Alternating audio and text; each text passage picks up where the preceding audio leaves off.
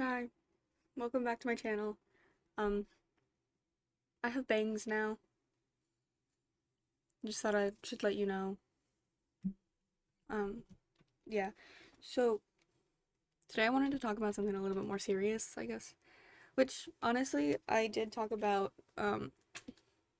beauty standards in my first video. So that was also a pretty serious topic. Um, but this time we're gonna be talking about cyberbullying, which does have darker themes. We're gonna get into more depressing things, I guess. I hope that I have enough tact to portray this issue in good faith, and let's get into it. This is your warning that we are going to be talking about cyberbullying, which will most likely be in the title as well. But as someone who has been an autoplay person, I can see why you may not be aware of the title. So, just letting you know.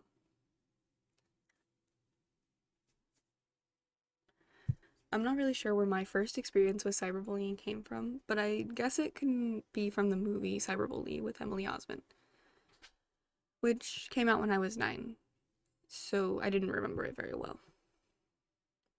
I also did see the Amanda Todd video when it was circulating. I'm not really sure why that became such a trend to watch, I guess. But yeah, let's talk about the Cyberbully movie. I just know that it was bad. Apparently, I read one review on it, and the lady went off. I'll put it in. There'll be a picture of it on the screen. But apparently, it portrays cyberbullying badly and has a good message. Obviously, I'm not 9 anymore, and since then, I've had a few stints of online bullying, but nothing too terrible. A slur here, a cuss word from a child there, and a lot of millennial and Gen X people being loud and wrong. Now, I've never been bullied in person, other than I guess one girl who never said anything to my face. So I have to wonder, what about being behind a screen makes people more comfortable being mean? It rhymes. First, I want to talk about cyberbullying. I'm sure from the intro of this video you can probably guess what it's about, but I'll tell you anyways. Cyberbullying is the use of technology to harass, threaten, embarrass, or target another person. Online threats and mean, aggressive, or rude texts, tweets, posts, or messages all count. So does posting personal information, pictures, or videos designed to hurt or embarrass someone else. By the time a child is in middle school, 59.2% of girls and 49.5% of boys in the age group have experienced cyberbullying. During and after the COVID-19 pandemic, the cyberbullying epidemic increased. According to Light, an organization that monitors online harassment and hate speech, there has been a 40% increase in toxicity on online gaming platforms, a 70% increase in cyberbullying since the pandemic began, and a 200% traffic increase into hate sites. Now, I didn't realize that hate sites were still up and running, and I guess that's on me for trying to see the better in things. But yeah, just like in-person bullying, there's a lot of negative impacts to cyberbullying. Cyberbullying can be detrimental to a person's mental and physical health. Victims can experience significant social isolation and feel unsafe. It can lead to emotional and physical harm, loss of self-esteem, feelings of shame and anxiety, concentration and learning difficulties, and incidents of young people committing suicide have also occurred. In the case of a perpetrator of bullying, it can contribute to ongoing antisocial or criminal behavior and engaging in abuse in other contexts. Cyberbullying is likely to create difficult and unsafe environments like in organizations, be it at school, work, or sporting clubs. Organizations at or through which bullying occurs have responsibilities to address and prevent bullying, in addition to the significant harm that cyberbullying can have. Not addressing incidents of bullying could expose organizations to risks of claims for compensation. Now, of course, there was cyberbullying before current times, like in 2007 when 13-year-old Megan Muir, who was bullied through MySpace by her neighbors, spurred the reason for Missouri to pass an anti-bullying law, or Jessica Logan, Hope Sitwell, and Amanda Todd, who were all blackmailed or had their intimate pictures shared around by others. Or in 2010, Tyler Clementi, who now has an anti-cyberbullying law named after him. All of these cases ended in tragedy. Now, especially after COVID, many kids, especially in this age group, are online more often. The share of teens who say they use the internet about once a day or more has grown slightly since 2014 or 2015. Today, 97% of teens say they use the internet daily compared to the 92% of teens in 2014 and 2015 who said the same. Something new I learned was that Black and Hispanic teens stand out for being on the internet more frequently than white teens. Some 56% of Black teens and 55% of Hispanic teens say they are online almost constantly compared to 37% of white teens. Part of me wonders if this is why the statistic changes when it comes to the young girls of color. Like, a Black middle school age cyberbully victim is 135% more likely to attempt suicide. What about social media? Many teens of today are on social media every day. YouTube tops the 2022 teen online landscape among the platforms covered in the center's new survey, as it is used by 95% of teens. TikTok is next on the list of platforms that were asked about in the survey, followed by Instagram and Snapchat, which were both used by about 6 in 10 teens. After those platforms comes Facebook with 32% and smaller shares who use Twitter, Twitch, WhatsApp, Reddit, and Tumblr. And with all of these teens on all of these sites, cyberbullying is going to skyrocket. Of all the social networks, kids on YouTube are more likely to be cyberbullied at 79%, followed by Snapchat at 69%, TikTok at 64%, and Facebook at 49%. We all found that as a child's age increased, so did the likelihood of cyberbullying. As the child aged in 2-year intervals between ages of 10 and 18, their likelihood of being cyberbullied increased by 2%. Children from households with annual incomes of under $75,000 were twice as likely to be cyberbullied than kids from houses with annual incomes of over $75,000, 22 versus 11%. But who is doing this cyberbullying? Who feels so brazen to be so mean? We've all heard that hurt people, or they're only mean to you because they're jealous. But is there any fact behind this saying? There are two types of kids who are more likely to bully others. Some are well connected to their peers, have social power, are overly concerned about their popularity, and like to dominate or be in charge of others. Others are more isolated from their peers, and may be depressed or anxious, have low self-esteem, be less involved in school, be easily pressured by peers, or not identify with the emotions or feelings of others. Children who have these factors are also more likely to bully others, are aggressive or easily frustrated, have less parental involvement or are having issues at home, think badly of others, have difficulty following rules, view violence in a positive way, or have friends who bully others. Remember, those who bully others do not need to be stronger or bigger than those they bully. The power imbalance can come from a number of sources: popularity, strength, cognitive ability, and children who bully may have more than one of these characteristics. Boys, 14%, are more likely than girls, 9%, to admit to cyberbullying, although there has been a rise in both groups since 2018. When it comes to children bullying, there are many reasons why they may become bullies: wanting to dominate others and improve their social status, having low self-esteem and wanting to feel better about themselves, having a lack of remorse or failing to recognize their behavior as a problem, feeling angry, frustrated, or jealous, struggling socially, being the victim of bullying themselves. Some children who bully may enjoy getting their way. Others may like the conflict and aggression. Some may be thoughtless rather than deliberately hurtful. Some may have difficulties with health, schoolwork, and self-esteem. Some may be emotionally neglected, bullied, abused, or be experiencing violence themselves. Bullies are more likely to have lifelong issues such as depression or problems with aggression. Children can take on different roles in different circumstances. Those who are bullied in one situation may be the bully in another. Personally, I understand why young kids can be more mean. They're going through a lot of changes, they're trying to find out who they are. What I really want to know is what makes adults bully, and even more, what makes adults want to bully children? Like child bullies, adult bullies may use strategies such as intimidation, exclusion, and harassment. However, adult bullies can also be more sly, subtle, and difficult to expose. It is also important to note that often these people do not consider themselves to be a bully. Adult bullies are usually motivated by the same things as child bullies.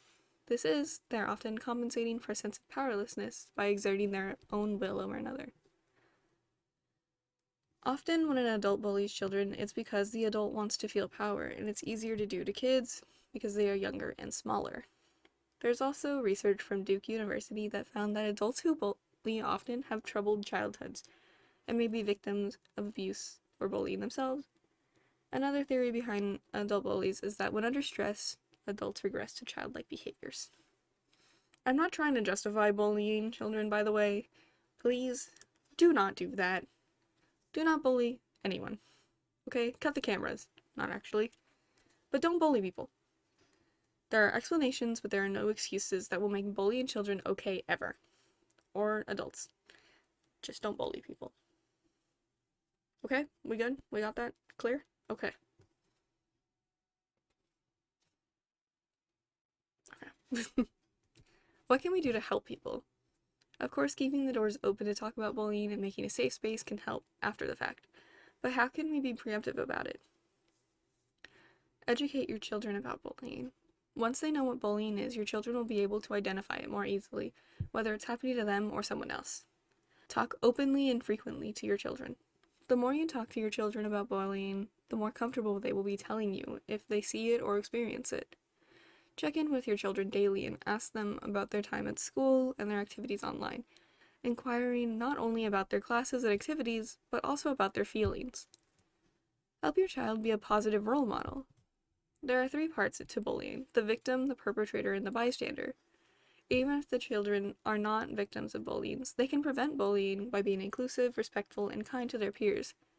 If they witness bullying, they can stick up for the victim, offer support, and/or question bullying behaviors. Help build your child's confidence. Encourage your child to enroll in classes or join activities they love in your community. This will also help build confidence, as well as a group of friends with shared interests. Be a role model. Show your child how to treat other children and adults with kindness and respect by doing the same to people around you. Children look to their parents as examples of how to behave, including what to post online. Be part of their online experience. Familiarize yourself with the platforms your child uses, explain to your child how the online and the offline world are connected, and warn them about the different risks they'll face online. A lot of these are very child-centric, but as an adult, I feel like I know these, and there is eventually a point where your parents are just kind of like, yeah, sure, you're good to go on the internet. Sometimes it's way too young, and you end up on Tumblr, and you have problems for the rest of your life, but that's fine. It should be obvious that talking about it ahead of time should help, as we've learned a lot from all things, mostly sex ed. And online, there's the ability to block words and people's or delete your account, but it should always be supervised anyways. Especially, like, have you seen kids' YouTube lately? Have you seen it? Remember when all this stuff was going on with kids' YouTube? Are we just gonna pretend like that wasn't happening? Like, anyways, that's all I have for today. Sorry this video is a bit late, but it's up. I just wanted to talk about cyberbullying because I've had a rough time on a few sites myself as an adult. Thank you for watching. And actually, I couldn't really fit this in the video, but there's a few things I wanted to talk about. And I don't have evidence to support these claims, but I'm just speaking from the heart now. So you can click off, but the reason that I wanted to talk about this epidemic is mostly selfish, I'm gonna be honest. And also, at a point, I guess it isn't, because though I've never really been bullied, I did have, like, what I would just call a rough day. And it is part of the reason why the San Francisco vlogs aren't up yet, if you know about that. Whoops. But on Threads, actually, which I know is terrible, and I no longer have an account, and it's because of this, but I literally posted, like, one sentence, and it was just like, I'm having a bad time in San Francisco, and people attacked me for having a bad time in San Francisco, and most of them just thought that I was coming for their political climate, which I wasn't. I didn't really realize the problem with I'm also from a big city. We have a lot of the same problems, all big cities do. However, I no longer live in a big city, but also, I've never been up in arms when someone said anything about the city I was from. Um, and the city I'm from is Las Vegas, Nevada. Like there's bad stuff there. We know. I just think it's weird to want to come online and attack someone for not having a good time in your city. Um, but yeah, that was my experience with cyberbullying. But honestly, it was pretty chill. Like I had like a few people that were just like end yourself, which is too common. I will say that. But I also like wanted to talk about bullying anyways because there's been a lot of people in my life recently who have been experiencing bullying, or also just I guess some things in my life recently that have not been so cool. So yeah, wanted to talk about that a little bit. Um but yeah, but this is just me rambling now. So yeah, I'm also thinking about changing the uploading schedule. I know that there wasn't really an uploading schedule, but it seems to be that every other Monday is working pretty well. Um, Hopefully this video is out by the Monday that I'm talking about, or else this part is gonna be dumb. But it should be. I don't see why it wouldn't be unless I explode. So I'll let you know. Um, but yeah. If you like my void background, let me know. My room is incredibly dirty. I'm moving stuff around right now. And I was kind of um not in the best headspace this past week and a half, so it's gross. But this works. But yeah, that's all, I promise. Thank you for watching. If you did stick by for this last little ramble part, thank you so much, and I will see you in about 2 weeks, hopefully. So, bye bye.